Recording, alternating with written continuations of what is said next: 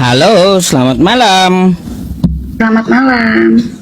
Iya, Mbak boleh dibuka kameranya? Oh iya, sebentar ya Ustaz. Oke, Sudah.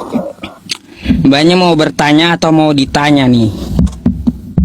Ya Ustaz, saya mau bertanya terlebih dahulu ke Ustaz dan teman-teman semua. Konsep iblis itu menurut Ustadz itu apa? Apakah iblis itu bertentangan dengan ajaran kita atau dengan ajaran Ustadz? Apa sejalan? Baik, iblis itu adalah makhluk paling terkutuk dalam agama Islam. Ya, sama juga dengan seperti saya pribadi dan yang agama yang saya anut. Jadi ketika saya mau bertanya lagi Ustadz, jadi ketika iblis itu mengatakan sesuatu ke Ustadz, apakah itu baik apa tidak, benar apa tidak? Buruk. Buruk. Baik. Saya ingin menanggapi Ustadz terkait judul yang di atas. Silakan. Tadi kan saya sudah cukup lama ya mengikuti Ustadz ya di sini. Ya, silakan dijawab. Ya, kalau menurut saya iblis itu bukan pahlawan. Alasannya? Ya, seperti yang Ustadz bilang tadi, kalau itu makhluk terkutuk. Iya, gini, makhluk terkutuk bisa jadi pahlawan atau enggak?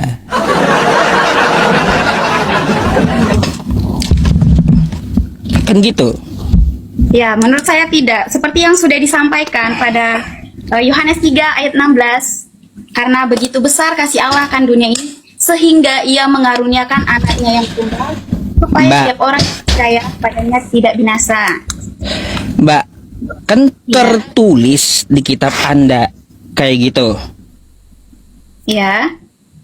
Iblis merencanakan bisikan kepada Yudas Iskariot untuk mengkhianati Yesus. Nah, di sini ada andil rencana dari iblis. Ya. Apakah iblis ini adalah pahlawan bagi penebusan dosa di tiang salib?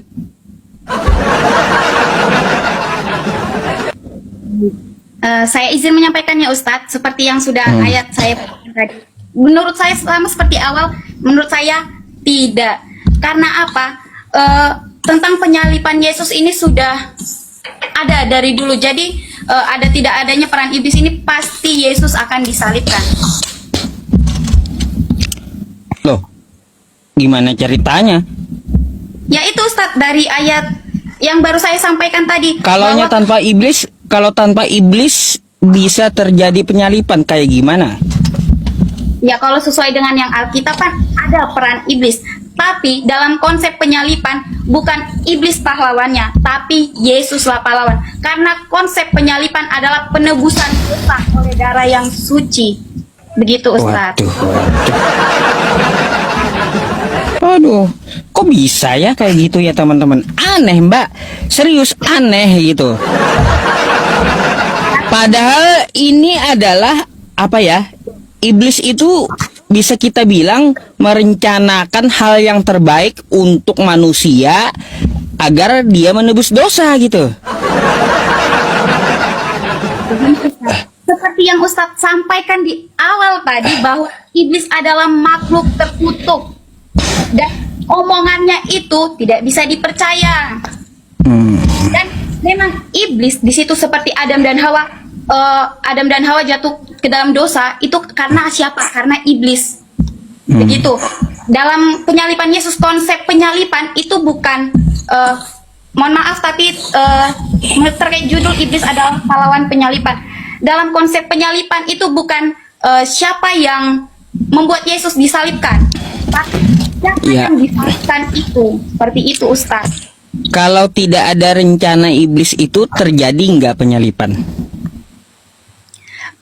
kita kalau seperti itu kita kan kembali kepada Allah Tuhan kita yang maha besar. Begitu Ustaz.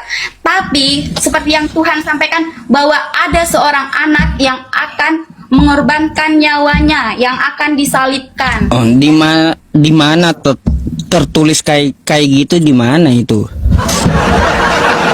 Coba tunjukkan sama saya. Tunjukkan. Ya di Yohanes 3 ayat 16 tadi. Karena begitu besar kasih Allah akan dunia ini sehingga ia memberikan anaknya yang tunggal supaya setiap orang yang percaya kepadanya tidak akan binasa. Ada di situ Bapak yang di surga mau Yesus disalibkan? Nggak ada kan? Yohanes 3:16 itu nggak ada. Ya Ustadz, dalam konsep penyaliban itu terkait apa ya? Saya waktu itu sempat berbincang juga dengan teman-teman saya bahwa ada juga nanti apa ya? Apa namanya? Yang penebus dosa itu seperti di agama Yahudi. Cuman bedanya di Yahudi itu kan mereka tidak mempercayai bahwa penyelamat itu adalah Yesus. Mereka masih menanti-nanti adanya masih menantikan penyelamat. Sementara di Kristen, Protestan dan Katolik itu percaya dengan adanya penyaliban Yesus, bahwa yang diminta untuk dimintai apa? Anak Allah yang turun itu adalah Yesus. Aduh, kemana-mana ya. Iya teman-teman, ini gara-gara netizen ya rekomendasi judul ini, kepala saya jadi sakit seminggu ini. Puyeng saya dengar jelasin mereka ya, penjelasan mereka itu bikin saya puyeng teman-teman. Kenapa sih ya penonton ini malah menyuruh mengangkat tema ini? Kepala saya sakit, kepala saya. Mbak, gini aja dah, kesimpulannya kayak gimana? Apakah Yesus, iblis itu berjasa atau tidak? Bukan berjasa, tapi ada peran iblis dalam penyaliban Yesus. Bukan berarti iblis ada pahlawan. Teman-teman kita perlu apa ya? Menekankan bahwa pahlawan. Sementara dalam konsep penyaliban itu adalah penebusan dosa. Sekarang pertanyaan, apakah iblis yang disalibkan? Yang enggak lah. Nah, kan itu rencana. Iblis itu bukan pahlawan. Bukan pahlawan. Oke. Kalau status Yudasnya? Status Yudas di situ kan sebagai orang kan. Status Yudas itu kan memang sudah Yesus sudah meramalkan seperti pada ayat apa ya?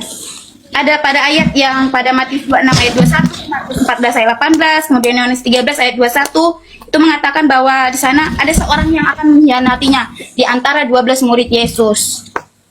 Aduh. Gimana Yudas? Statusnya apa? Jadi Yudas itu statusnya sebagai pengkhianat. Pengkhianat juga. Waduh, kok bisa ya teman-temannya? Seharusnya gara-gara Yudas itu kan mengkhianati Yesus, dia menyalibkan Yesus gitu. Kok bisa dibilang pengkhianat? Aduh, Ya, kenapa? gimana? Pahlawan atau bukan ya Yudas ini? Kita kembali lagi ke penyaliban, Ustadz. Karena konsep penyaliban itu adalah siapa yang menebus, yaitu Allah. Dan penebus itu dia adalah yang suci dan tidak berdosa, Ustadz. Seperti yang disampaikan pada Yohanes 19 ayat 4. Saat Yesus diadili, itu tidak ditemukan kesalahan apapun pada Yesus. Seperti itu. Aduh, puyeng teman-teman. Gimana status iblis ini ya? Mbak, coba saya tanya satu.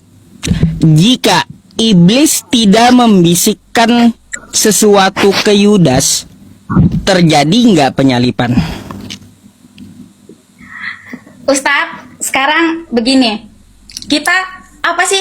Kita emang bisa berpikir bagaimana tentang Allah kita berpikir? Bukan, saya gini ya, yang saya tanyakan, tanpa bisikan iblis bisa nggak terjadi penyalipan?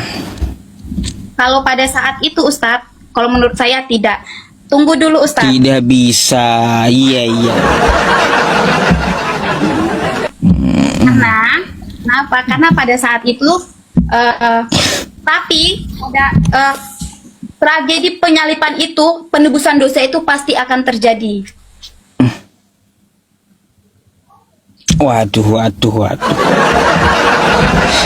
Kayak gimana, adakah ya tanpa rencana iblis bisa terjadi penyalipan?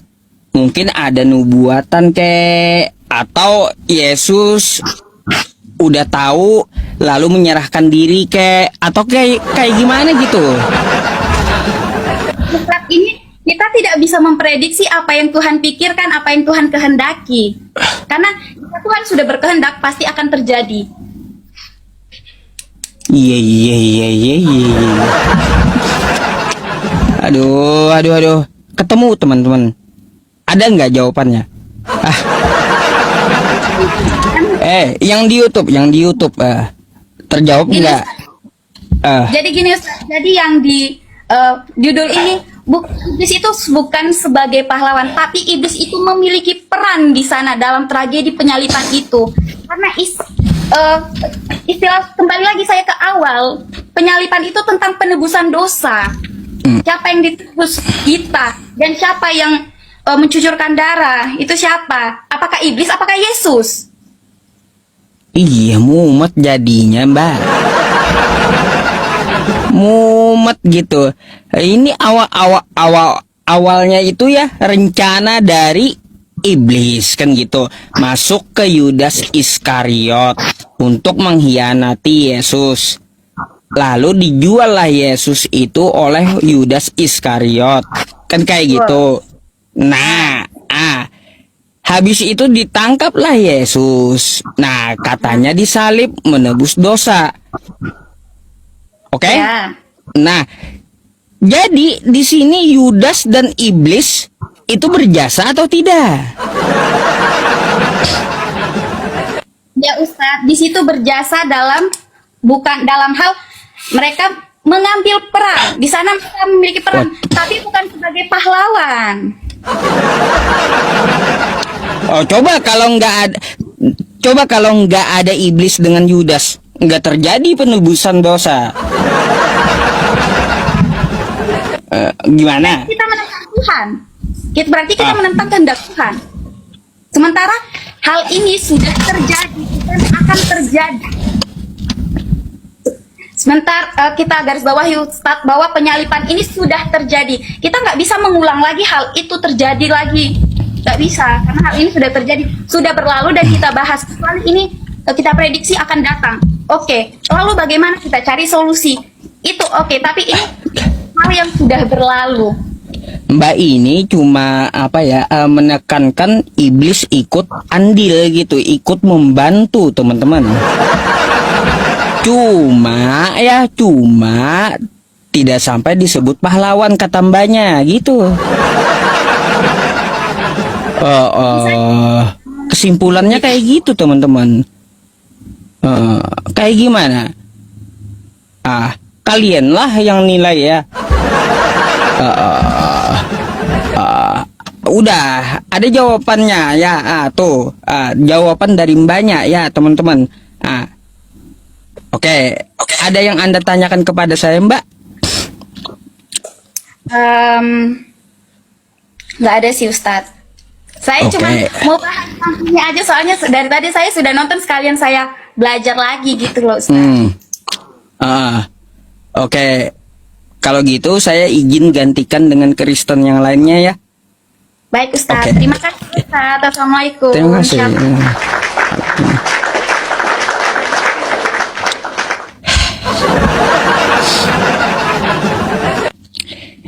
Ini ya bikin puyeng nih teman-teman netizen ini. Aduh.